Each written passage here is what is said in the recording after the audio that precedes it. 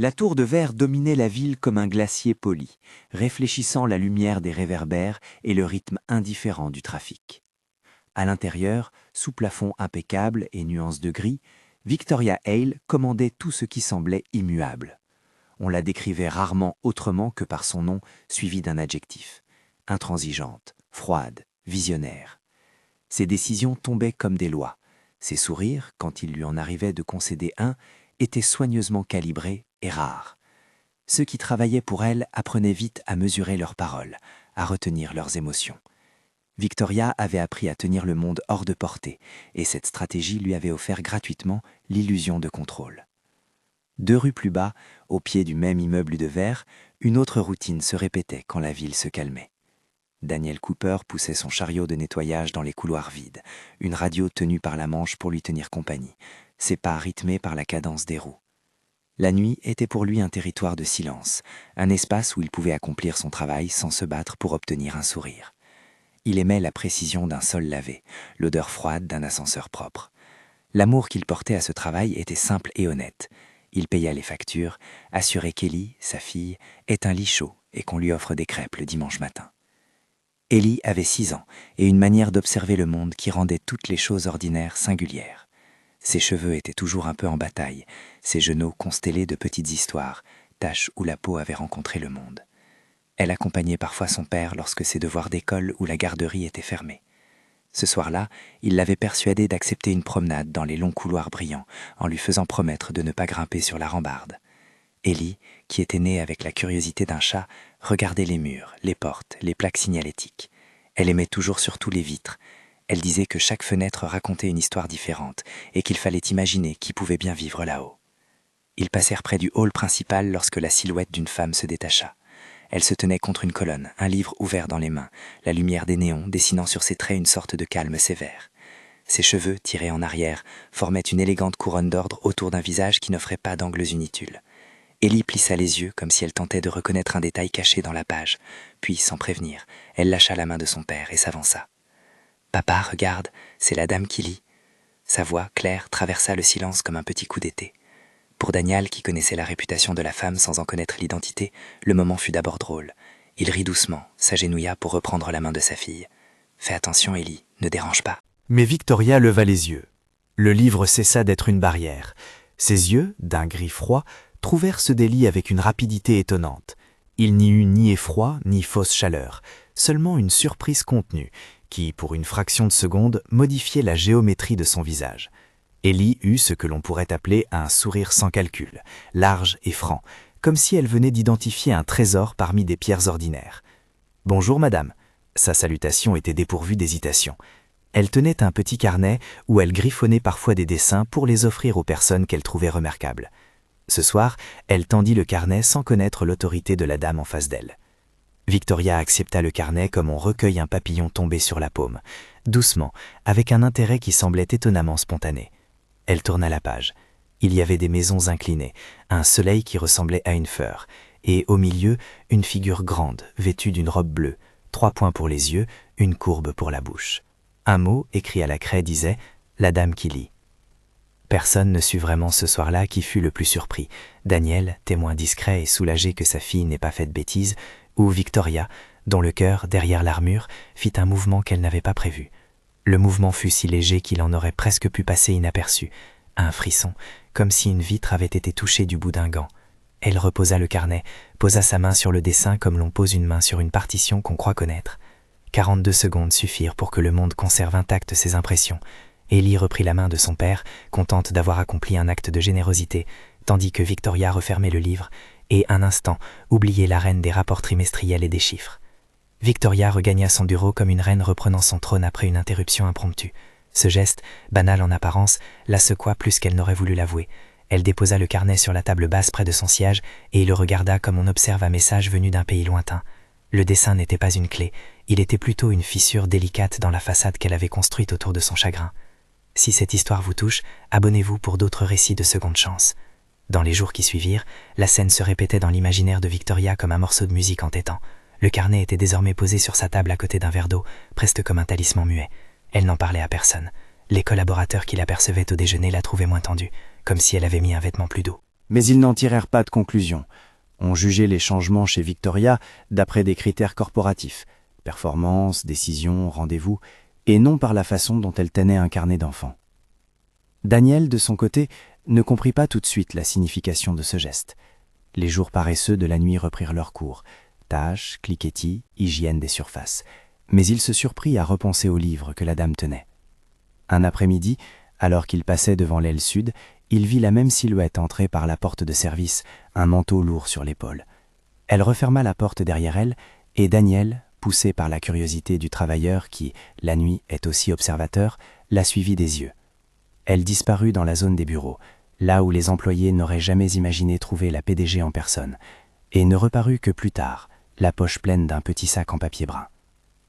La curiosité n'est pas un crime, pensa Daniel, mais il ne dit rien. Il n'en parla pas à Ellie, il ne voulait pas allumer en elle une fascination dangereuse. Pourtant, un dimanche pluvieux, alors qu'il ramenait sa fille à la garderie parce que la pluie avait transformé leurs plans, il se retrouva face à face avec la dame qui lisait, cette fois hors de la tour, près d'un centre communautaire aux murs peints de couleurs vives. Elle tenait un livre à l'ancienne, les pages épaisses, et regardait un groupe d'enfants qui feuilletaient à leur tour. Elle était seule, sans escorte, comme une personne qui avait choisi de s'asseoir parmi d'autres sans imposer. Daniel resta un instant à distance, caché derrière la porte d'entrée, un balayeur au milieu d'une scène où il n'était pas attendu. Il sentit une étrange confusion. Qui avait le droit de juger l'autre? Victoria, au loin, lisait avec la patience d'un professionnel patienté par sa propre curiosité. Les enfants répondaient à la voix qui n'était pas feinte, et une main, la main de la femme au livre, se baissa pour ramasser un jouet que quelqu'un avait laissé tomber. Dans ce geste, Daniel vit quelque chose qu'il n'avait pas vu chez la dirigeante de la tour, la capacité d'être simplement présente. Il y a des moments où l'on se dit qu'un détail, petit et anodin, devrait rester inconnu. Le fait que la PDG d'une entreprise puisse être vue en train de lire un livre pour enfants faisait désordre dans l'imaginaire collectif, mais cela n'était pas dangereux en soi. Pourtant, à l'heure où l'on vit, chaque image peut se transformer en fait, et chaque fait en opinion qui se répand. La première fissure publique apparut comme une photo prise du mauvais angle.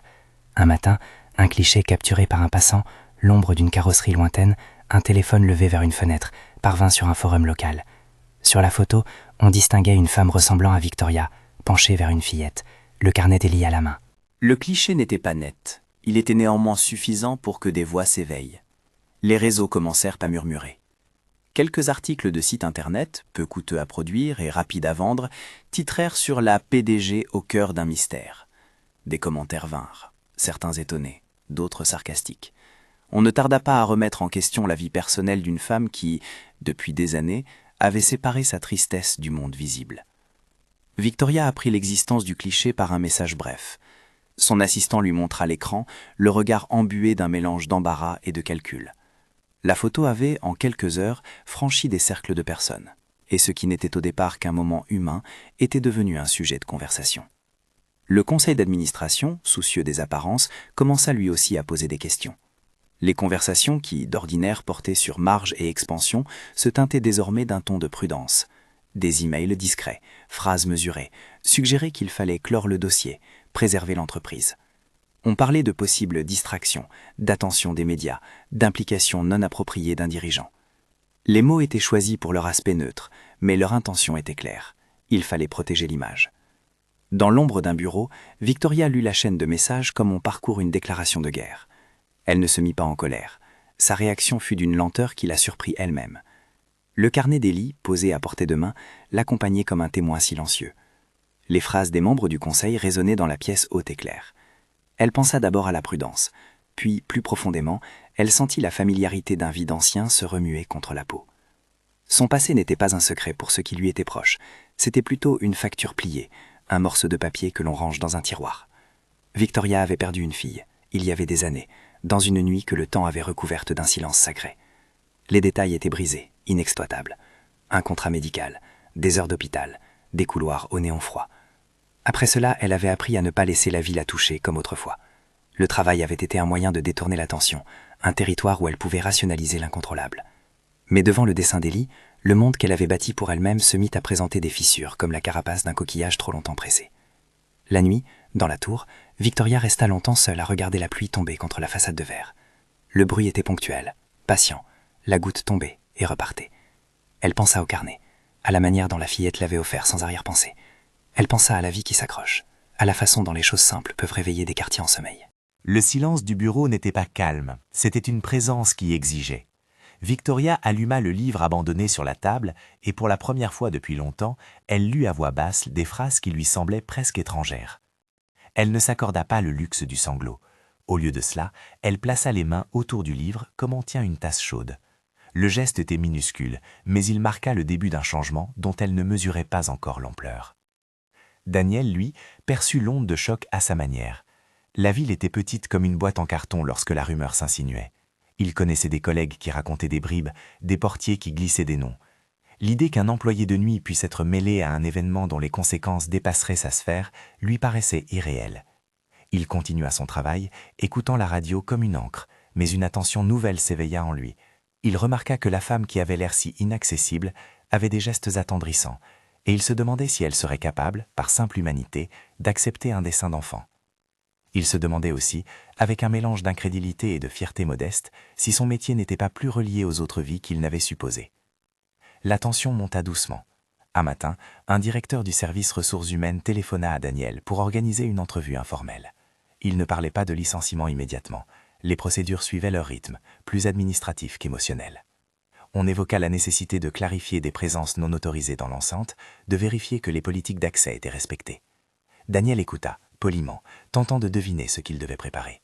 Il lui semblait entendre des mots qui masquaient autre chose, une inquiétude pour l'entreprise, un souci de relations publiques. Il demanda s'il avait fait quelque chose de mal.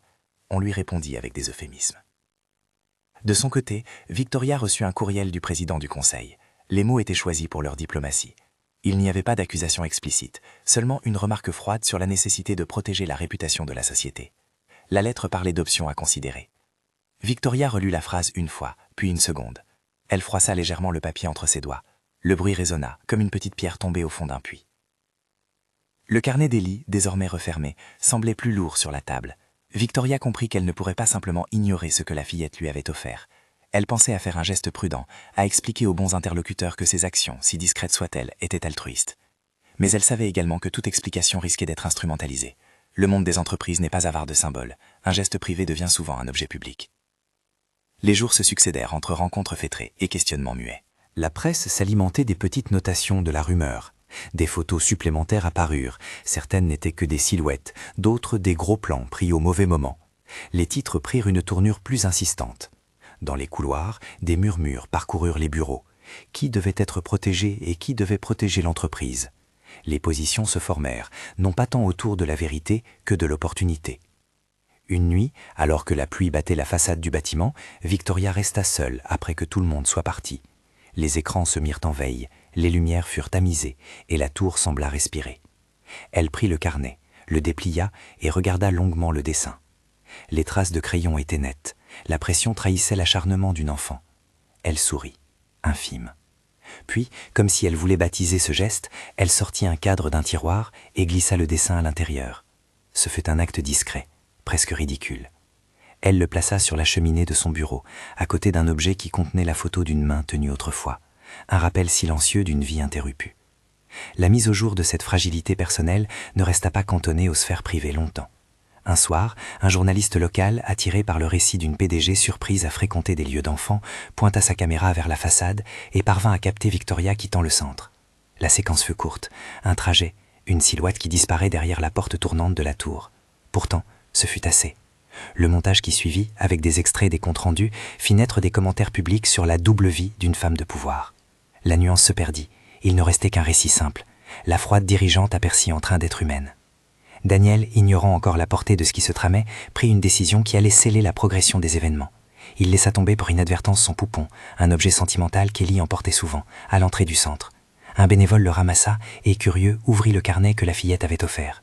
Sur la dernière page, à la marge, se trouvait une inscription écrite maladroitement par Élie, un mot signé d'un cœur dessiné, pour la dame qui lit. Le bénévole, ému, prit une photo sans y penser, comme on capture une intention belle dans un monde qui aime la simplicité. Cette photo, innocente et belle, fit le tour du réseau. Elle montrait la page ouverte, le cœur, et en arrière-plan flouté, la silhouette de Victoria. Les algorithmes qui gouvernent l'attention publique trouvèrent là un carburant impeccable. Émotion pure, une image qui racontait une histoire sans besoin d'argumentation. La conséquence immédiate fut modeste. Commentaires, petits articles, quelques tweets. mais la pente était engagée. La ligne entre une bonne action et un incident public se fit plus fine. Le Conseil, qui jusque-là avait envisagé la situation avec circonspection, appela à la prudence. On discuta en termes aseptisés. Gestion de crise, communication, image. Ces mots, répétés, transformaient la petite chose aimable en une obligation administrative. Daniel reçut bientôt une convocation officielle pour une réunion. Elle était formulée en langage neutre. On lui expliqua qu'en raison des récents événements, la société devait appliquer ses protocoles d'accès et d'accompagnement des visiteurs. Il comprit, sans avoir besoin d'un long discours, que sa position était désormais instable. Victoria demanda, de son côté, à rencontrer discrètement Daniel. Elle voulut parler en dehors des appareils et des oreilles. Son cœur battait d'une façon qui, pour elle, était inhabituelle. Elle voulait réparer sans spectacle. La rencontre fut organisée dans un petit café, à distance prudente des bureaux et des salles où se jouaient parfois des conversations plus rudes. Victoria y arriva sans fioriture, portant un manteau qui n'effaçait pas sa prestance. Elle avait encadré le dessin d'Élie, le portant avec quelque chose qui ressemblait à la révérence. Daniel, quand il la vit, eut un geste de surprise qui contenait une reconnaissance confuse. Il n'avait jamais vraiment regardé la femme en dehors du costume, et soudain il la voyait avec une fragilité palpable. Ils parlèrent peu au début. Victoria parla d'abord comme on effleure une plaie, prudemment, sans vouloir être maladroite. Elle dit qu'elle n'avait pas cherché à s'exposer, qu'elle avait choisi la discrétion parce qu'elle craignait que son intérêt personnel n'empiète sur la liberté des autres. Elle expliqua, sans tout livrer, qu'il y avait dans sa vie une perte qui rendait les gestes simples plus dangereux qu'ils ne paraissaient. Daniel l'écouta, ses mains épaisses serrées autour d'une tasse chaude. Il sentit la sincérité dans sa voix, et à la fois la mesure d'une douleur que la ville n'épargnait pas. Ils échangèrent sur ce qui devait être fait pour protéger Ellie. Victoria insista sur l'idée que son implication ne devait jamais être interprétée comme une intrusion, ni pour elle, ni pour la fillette. Daniel, prudent et fier, prit le temps d'expliquer les limites qu'il posait pour sa fille. Il aimait la ville tranquille qu'il tentait de préserver pour elle. Il ne permettrait pas que les projecteurs la privent de ce qui lui appartenait. Leur conversation fut un balancement délicat entre la reconnaissance de l'humanité de l'autre et la défense d'un territoire intime. La réunion se termina sur une note de précaution et de mutuelle compréhension. Pourtant, la ville n'attendait pas que les accords soient scellés dans le secret d'un café. Le lendemain, un portail d'information régionale publia un article plus incisif, dopé par des spéculations. La pression monta. Les membres du conseil, confrontés à la menace d'un feuilleton médiatique, ne cachèrent pas leur nervosité. Victoria sentit que, pour la première fois depuis longtemps, elle devait choisir non seulement pour son entreprise, mais aussi pour son âme. La décision, quelle qu'elle soit, n'était pas claire. D'un côté, la confidentialité, la prudence et la volonté de préserver la vie d'un enfant. De l'autre, la réalité implacable d'une entreprise qui exigeait des réponses publiques. Victoria savait que si elle expliquait trop, on la considérerait comme manipulant son histoire. Si elle taisait, on interpréterait le silence comme cachette. Elle pensa au cadre contenant le dessin d'Ellie sur sa table de nuit, et à la façon dont une image simple peut déclencher des vagues qu'aucun plan de communication ne peut entièrement contenir. La première partie de l'histoire trouva sa fin dans un moment suspendu. Victoria resta debout, la pluie frappant la façade de verre, le carnet dans un tiroir, l'ombre de la ville projetée comme une partition. Daniel, de son côté, rentra chez lui en se demandant comment protéger sa fille. Ellie dessina, sans le savoir, un autre soleil, et continua d'user du monde comme d'un terrain d'invention. Les choses étaient engagées, le prochain pas dépendrait des gestes humains, modestes et imparfaits, que chacun choisirait de poser. La rumeur prit de l'épaisseur comme une couche de givre, d'abord légère, puis plus dense, jusqu'à ce que la ville ne puisse plus la traverser sans y laisser une trace. Les conversations à la machine à café, les messages glissés entre bureaux, les regards qui se détachaient au passage, tout concentrait une même question muette. Que faisait la patronne dans un lieu de lecture pour enfants ? Le sens premier d'un geste privé se trouva bientôt recadré par les lunettes de la vie publique. Les membres du conseil appelèrent plusieurs réunions. Quelques visages connus revenaient avec leur prudence de toujours. Ils parlèrent avec des mots sur lesquels on ne pouvait accrocher l'intime. Gouvernance, responsabilité fiduciaire, gestion des risques réputationnels. Ces formulations, froidement administratives, sonnaient comme des clous enfoncés dans la marge d'une histoire que Victoria, désormais, ne désirait plus voir confinée au tableur. Elle sentit sans surprise qu'une décision devait être prise. La surprise était plutôt dans la manière dont son corps accueillait l'idée, avec une sorte de calme défini. Pendant que le conseil s'échauffait à l'abri d'une salle vitrée, la machine médiatique accéléra. Un montage vidéo, une capture prise en coin et une série de gros titres transformèrent un acte discret en une narration simple et rentable. La chef puissante avec un penchant mystérieux pour les œuvres infantiles. Les commentaires allaient des moqueries au sentiment de trahison. Certains voulaient une explication, d'autres une démonstration de morale.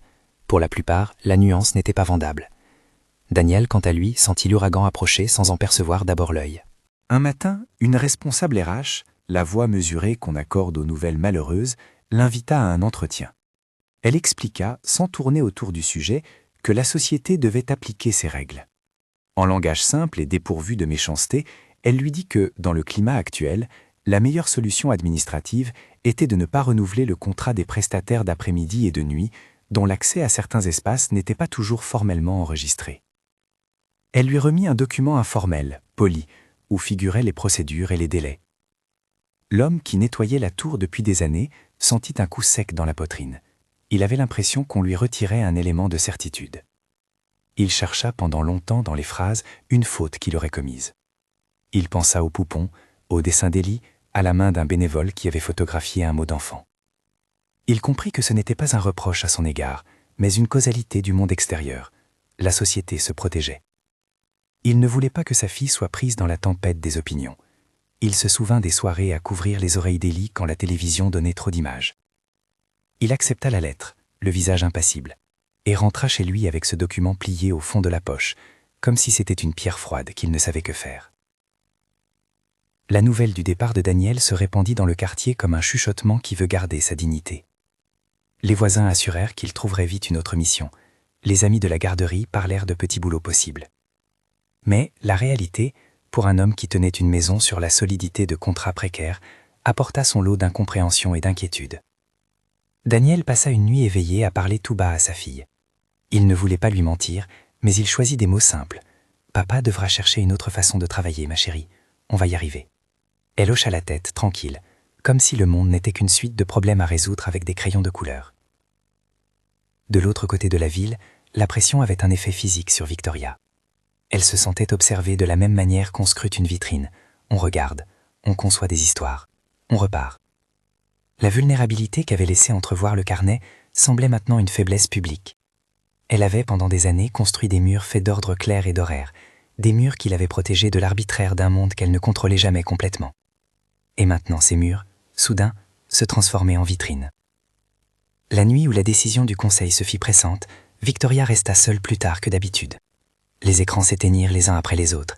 Les sentinelles des couloirs tirèrent le rond d'obscurité. Elle prit le carnet encadré, l'ouvrit encore, lut les traits d'enfant avec une attention presque cérémonielle. Le dessin d'Élie lui parut à ce moment précis plus qu'un simple dessin. Il était un appel. Elle sortit un petit paquet d'un tiroir, une photo en noir et blanc où l'on devinait une petite main serrant une autre main, ridée sans manière par le temps. La photo ne donnait pas de nom, juste une trace.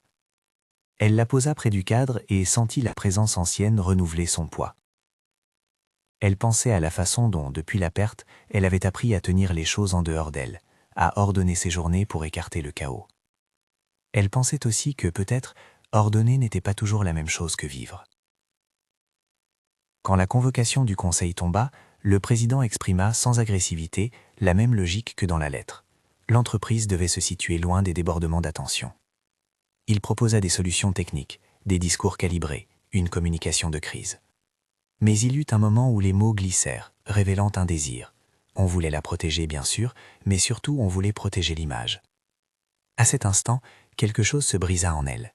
Non pas une rage théâtrale, mais une fatigue de devoir défendre l'indéfendable, l'envie simple d'être une femme qui aime un dessin d'enfant. Elle prit une décision qui ne ressemblait à aucune autre prise jusqu'alors.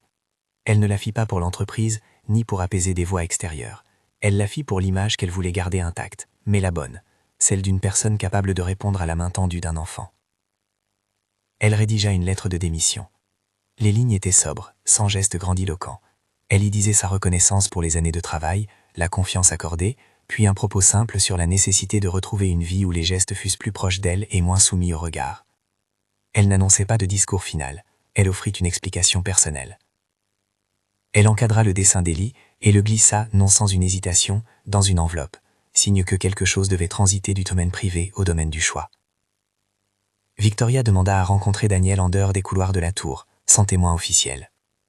Elle voulut parler à l'homme lui-même, l'homme qui, par la simple présence de sa fille, avait involontairement fait bouger des choses qu'elle croyait scellées. Le café où ils s'étaient déjà vus accueillit à nouveau la conversation, mais cette fois la tension était différente. Il n'y avait pas de médiation professionnelle, seulement deux êtres qui se cherchaient un peu de vérité. Lorsqu'elle posa le cadre sur la table, Daniel crut d'abord qu'il tenait un piège. Il pressentit l'intervention d'un pouvoir qu'il ne possédait pas. Victoria regarda longuement le dessin, et finalement leva les yeux pour le rencontrer. Elle sortit une enveloppe où se trouvait sa lettre, mais avant de la présenter, elle prit une pause qui ne ressemblait à aucune autre. Elle parla d'une voix qu'il ne connaissait pas, plus lente, moins orchestrée. Je n'ai pas montré ma douleur parce que je la pensais fragile. Je l'ai mise en verre pour ne pas qu'elle s'effrite. Mais je vois maintenant que le verre isole autant qu'il protège. Et ce dessin, il m'a rappelé qu'une main peut se tendre sans calcul. Daniel, surpris, sentit sa propre fierté se déranger. Il avait travaillé dur pour que sa fille ne manque de rien. Il n'aimait pas l'idée d'être sauvé par l'argent d'une personne de la haute. Il se redressa, les épaules droites. « Je veux que tu saches que je ne recherche pas la charité, » dit-il. « Ellie a une vie simple. Nous avons besoin de stabilité, pas d'histoire. » Victoria sourit, mais sans ironie. « Ce n'est pas de la charité que je propose. Je veux prendre mes distances avec le rôle qui m'empêche d'être présente. Et je voudrais réparer ce qui peut l'être, honnêtement. Si le monde me demande des comptes, je préfère les accepter et changer ma trajectoire plutôt que de continuer à faire semblant d'être intouchable. » Elle posa sa lettre sur la table. Elle lui offrit aussi autre chose, pas un emploi payé par la société, ni une promesse de tout arranger, mais un plan concret et respectueux.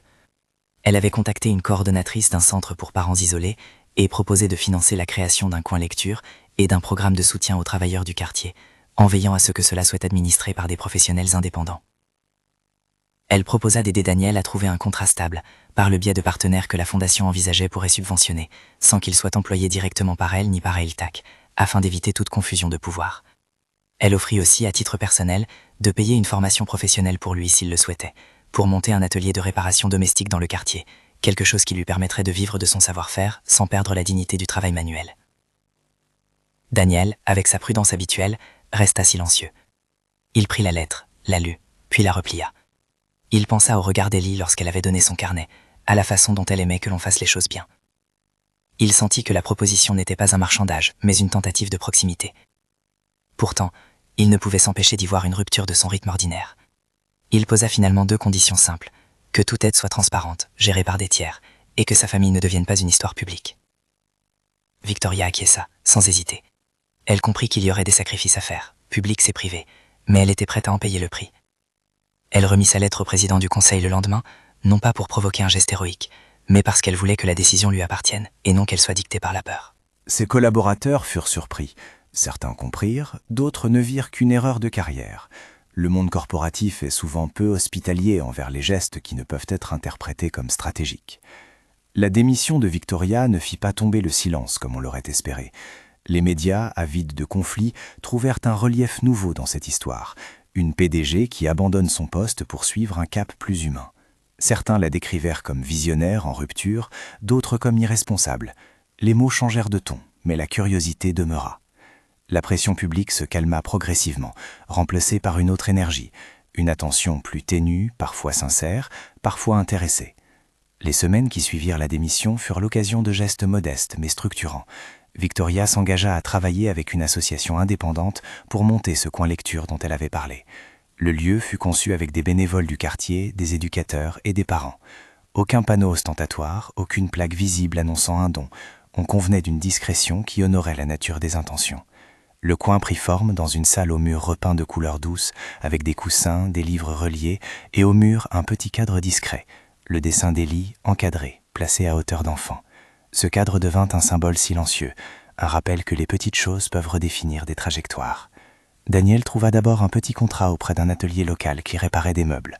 Ce fut un démarrage lent, mais il regagna peu à peu une assise. Victoria, fidèle à sa promesse, soutint via la fondation des ateliers de formation et une bourse pour les parents qui souhaitaient entreprendre une reconversion. Les démarches furent menées avec soin, les noms de chacun restèrent privés, la dignité préservée. Lorsque la presse s'intéressa, la coordinatrice du projet expliquait que les fonds venaient d'une série de dons anonymes travaillés par une association, suffisant pour étouffer l'attrait des gros titres. La reconstruction affective de Victoria suivit un rythme tâtonnant et humain. Les premières semaines furent comme l'apprentissage d'un instrument, maladroit, parfois dissonant, puis graduellement harmonieux. Elle commença à fréquenter le centre plus souvent, pas en visiteuse isolée, mais comme participante à des lectures. Les premières fois, elle se sentit observée par des yeux différents de ceux du conseil, des regards qui cherchaient la chaleur plus que la reconnaissance. Elle s'assit souvent au dernier rang, préférant écouter plutôt que prendre la parole. Les enfants, eux, ne lui demandèrent pas d'expliquer ses décisions. Ils attendaient des histoires, des livres et parfois un mot gentil. Victoria apprit à lire à voix haute, à ralentir ses phrases, à laisser de l'espace pour les réactions simples. Une habitude se posa qui, à sa manière, opérait la plus grande des réparations, la routine de la lecture du samedi. Chaque semaine, elle venait au centre pour lire. Au début, sa voix tremblait parfois. Elle ne savait pas toujours comment s'ouvrir devant des visages neufs. Puis, la pratique calma la nervosité. Ellie, qui aimait regarder sa bienfaitrice de loin, vint à l'occasion s'asseoir près d'elle. La fillette aimait voir la façon dont ses histoires semblaient captiver. Peu à peu, s'instaura entre elles une relation simple et précautionneuse. Victoria n'était pas une mère substituée, Daniel n'était pas un subordonné, et la fillette n'était pas un instrument. Ils se rapprochaient en fragments, avec l'attention due à des vies qui avaient été blessées. Il y eut des failles encore, des moments où la pudeur de l'ancienne PDG renvoyait à son isolement, des soirs où Daniel doutait et reculait, refusant la tentation d'une reconnaissance publique facile. Il se frottait parfois à la jalousie sourde du monde, voisins qui commentaient, anciennes relations qui regardaient avec suspicion. Mais ces heurts n'étaient jamais définitifs. Ils constituaient plutôt des épreuves simples, comme des plis sur un linge que l'on apprend à repasser. La fondation se développa avec la lenteur des choses sérieuses. Elle finança des livres, des formations, des ateliers de parentalité. Son nom resta volontairement discret. Il n'y avait pas de portrait ni de titre solaire. Le centre, quant à lui, se dota d'un coin lecture officiel, une petite plaque sur laquelle fut gravée une phrase choisie collectivement. Pour les mains qui tendent sans compter.